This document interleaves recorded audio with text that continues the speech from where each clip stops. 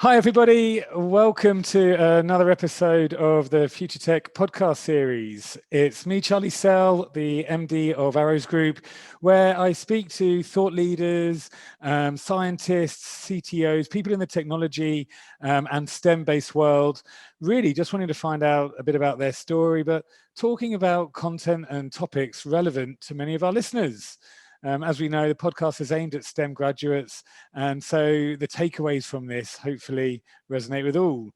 And I've got a quite a nice podcast today, as I have Joe Spencer on the show, who's actually a really good friend of mine from Winchester. We're part of the same charity in Winchester called Winchester Roundtable. And so I've got to know Joe over the last, I think it's 2 years now, is it, Joe?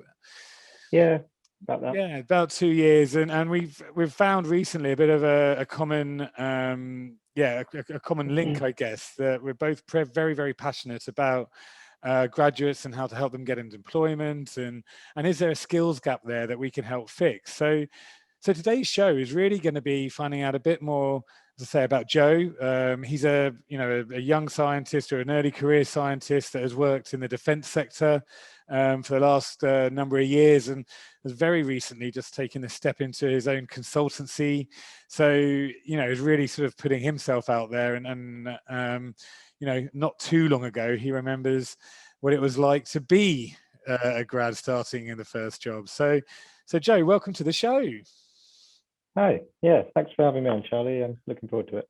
Yeah, great. So let's jump straight in, and tell us a bit about your career history. Well, as you said, it's early career so far, so it's not too long.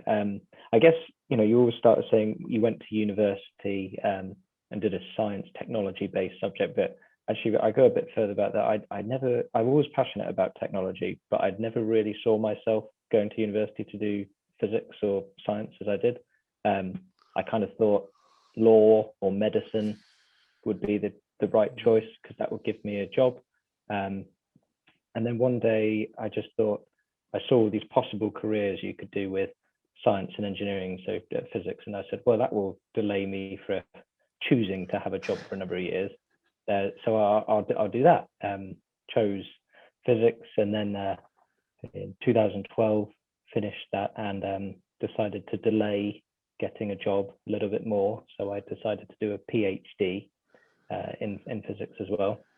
And then after that, you can only delay going to full-time employment for so long. And I got hoovered up by the defence sector government research wing called DSTL. It was all sorts of kind of exciting fringe science sort of stuff for the defence sector. Really interesting, great bunch of people to work with. And stayed there for a number of years, and then moved on to another defence company. And then recently thought in my own with as much hubris as I could that I might be able to do this a bit myself and work as sort of a data scientist or modeling engineer to support some defense projects. And as you said, started my own consultancy and went it alone. Fantastic. That's in a nutshell, pretty much. Well, yeah, and that is a journey though, because from going onto your own projects and suddenly putting yourself out there from the security net, I guess, of full-time employment. It's always a brave step, but I guess you're the master of your own destiny, which is the most exciting thing about it. Yeah, well, it's always something I wanted to do and give it a go. And towards the position in COVID, I'm fairly young. I haven't got any children yet. I haven't got a house. So I figured in terms of the risk level for going it alone, and if it were to fail, it's not a great I won't have to worry about supporting a family or a mortgage or anything. And with the type of skills that STEM graduates and scientists and engineers and data scientists have, there's plenty of opportunities elsewhere. So if it did fail, there'll always be opportunity for full-time employment. And that's a really good point, isn't it? Because it's what we were discussing earlier, that I think we share a common fear for grads when they first get their job, which is about getting job ready, and how do you get that experience from when you first leave university to getting a job. But actually, the lovely thing about STEM and technology and the sciences as a whole is once you've built a level of experience, you are super employable. and you will continue to be employable as long as you continue to develop your skills and you continue to learn. But I guess what I'd love, the thing that we said we'd talk about is what is it that from when a grad just finishes university to getting their first job, what are the challenges? What do you remember seeing? What do you see around that area? I think one of the biggest challenges I've always found moving into full-time employment from the safety net of PhD research and academia as well is it's not necessarily the technical skills, because some of the grads today graduating, they've probably been using computers longer than they've been introduced to them for a very early age. People born in the year 2000 are coming out of university or starting university soon, or they are already and coming out. They'll be understanding of computers and technology more so than definitely I have and others around me. But for me, it was also those soft skills. So you have some technical skills, but being able to understand the corporate environment, work and liaise with project managers, people from different technical skill sets as well, because modern corporations bring in a huge diverse array of people. They're not all STEM scientists or engineers. They come up with different degrees or even non-degrees as well. And being able to engage with those people on a technical and a non-technical level requires an additional set of soft skills that they don't necessarily directly teach in university. And in some cases, that's the gaps that people say you don't have that experience to be employed in company X.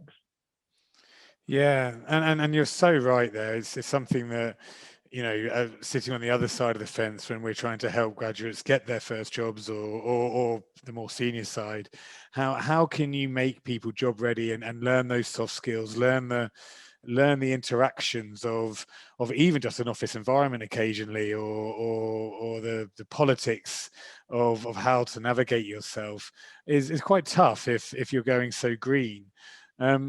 When you were thinking back from it, what was it like when you took your first job? What was your biggest learning curve that you had in the first year or two when you started out in the defence sector after your PhD? In some respects, I think it was because a bit biased because I worked in the civil service, which is a huge machine of bureaucracy. But that's true for any company. When I did my PhD and degree, if you want to do something, you'd often sort of do it yourself. And in the bureaucratic machine of the civil service, you couldn't. There would be a form to fill out, or there'll be a process that's defined, and you might not understand the keys to unlocking that process. And that was the biggest challenge and hurdle for me, getting by in that sector.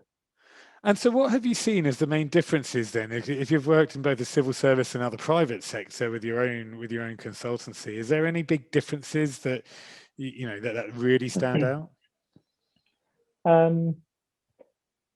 Nothing that stands out off the top of my head. No, there's always sort of the wheel of bureaucracy sort of always turns. But I've found that no, not really. No, I think I suppose the same sort of skills and the same sort of challenges are always present in any company, be it service or private. And I guess I definitely agree with you when I presume with defence businesses being large scale enterprises, thousands of people working there, it's yeah, you're right, probably the same as a civil service. It'll be interesting to see how you would find if you went to work for a startup, a tech startup, and having to then suddenly what skills you would be able to transition and what you would have to suddenly evolve in quite different environments. That's one of the, so I've got a few friends that work in startups, and that's one of the things that I've always sort of been juggling between. Do you go for the safety and relative comfort of a well-established large organization, or the higher risk but arguably higher reward challenges associated with a startup? And both are really exciting. There's no right or wrong answer to that.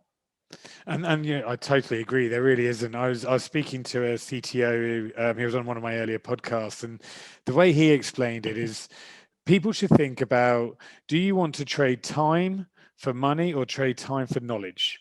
And if you're going to trade time for money, then you'll jump from job to job to job year on year, and you'll only be finding the highest paid businesses, whether that's large enterprises or not. But if you want to trade time for knowledge, then you've got to choose how you learn. And do you learn by working within large established teams, go to an established business, or do you learn more by being in a slightly unstructured environment where you're thrown in a deep end probably a bit more, where you need to join a startup? So you've got to understand your own way of working, rather than feel like you should work somewhere because that's what you're being told to do.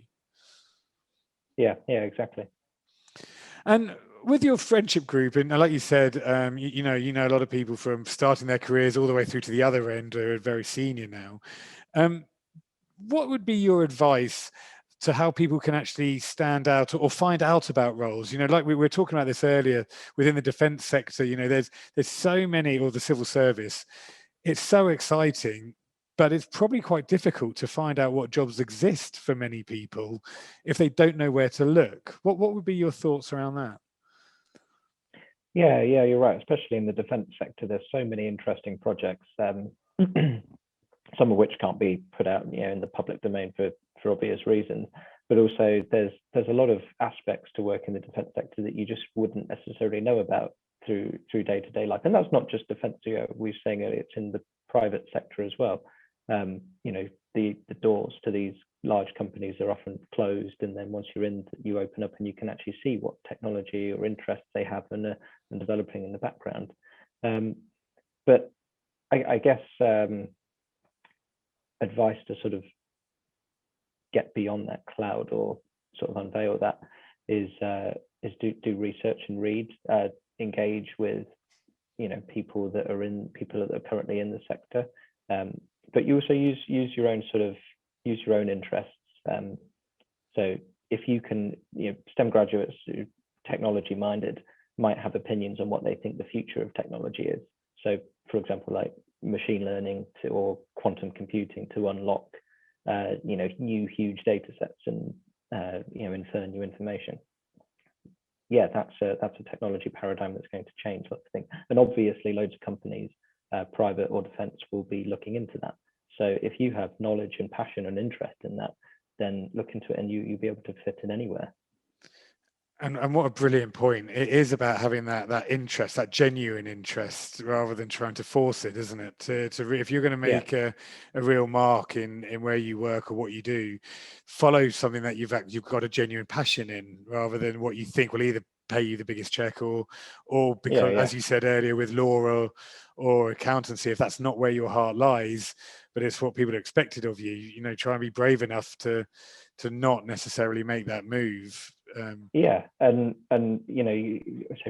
brave enough to change your mind as well. You'll develop new passions as you learn more. So I had a background in laser physics and spectroscopy, really interested in it, loved it, and now I'm getting more interested in machine learning and quantum computing, and that's now my new passion. Will it be for the next 5, 10, 15 years? Maybe, or maybe not. But it will open me up to new areas and new interests as well. Yeah, I mean, you blow my mind a little bit. Like we do joke about, Joe, within our friendship group in Winchester, because no one really knows, how many secrets with the jobs that you have, and you'd probably blow us away in a pub quiz when it comes to these sort of things. Yeah. But I suppose it's a natural thirst of knowledge, isn't it? Yeah, well, exactly. Yeah, and I think that's a good trait to have for a graduate and experience level as well. As long as you go through your career having that thirst to sort of learn more, not only learn more, but also be able to admit that you don't know everything, and be able to admit you're wrong. That's a good trait as well. Yeah. Humility goes a long way as well, I think, when it comes to really wanting to build relationships and make a career. So the last part then, the couple of questions, the couple of tips, so for our listeners. So people who are about to enter the job market, it's only going to be around the corner when this next year finishes, academic year, that is. What would be 1 or 2 tips you would give to our STEM listeners when they're thinking how to try and get their foot on a ladder somewhere, or stand out from the uber competitive world of first job graduates? Yeah, well, if we say these tips and stuff, then people take them and it becomes even more competitive. So it's even harder. But I guess there's lots of little things you can do. Through we're talking about that passion and thirst for knowledge. Through coronavirus, there's been, and even without coronavirus, you can access lots and lots of online tools to sort of upskill yourself to improve your own SQUEP in technology areas. There's dozens of free online things like learn Python or SQL and machine learning kind of courses you can do, and even those sort of soft skills ones, how to use project management tools effectively as well. So yeah, utilize the resources that are available. The internet's a wonderful thing, and it can give you a lot of power. Fantastic, and what a great way of summarizing it, I think, because you are right. There is so much on the open web now, and to be able to show that you've gone above and beyond, simply just academia or your interests, to actually prove it through self-learning is definitely a way of standing out. So, Joe, thank you. Can you believe that's a podcast coming to a conclusion? And it's just been great to have you on the show. Wow.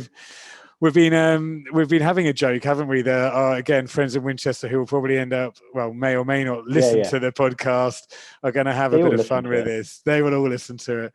But when you share a passion like we do around something, and helping STEM graduates, helping for me, it's helping talent, helping the recruitment world, I guess, and obviously for you, it's a love of science and how to really get that staying as an industry and people entering that industry. It's been really, really good. So thank you for your time. Hope you enjoyed it. Yeah. Well, I have done. Yeah. Thank you very much, Charlie. Great. Hopefully see you soon. Well, yeah, I'm sure we will when the pub opens. Yeah. And for all the listeners, that's another podcast. That's another Future Tech podcast series episode. And it's on arrowspodcast.com, and the website's embedded with our 16 partner universities. And it's on Spotify, Apple, and Google. Until the next time, another episode of our podcast. Thanks to everyone for listening. Thank you for listening to Future Tech with Charlie Sell, a podcast from Arrows Group Global. Please subscribe to this podcast so that you never miss an episode. Arrows Group is a global technology recruitment and workforce solutions provider who focus on people at the heart of all our interactions. With in-depth technology expertise and global candidate communities, we offer bespoke solutions to every client and candidate. To find out more, visit arrowsgroup.com.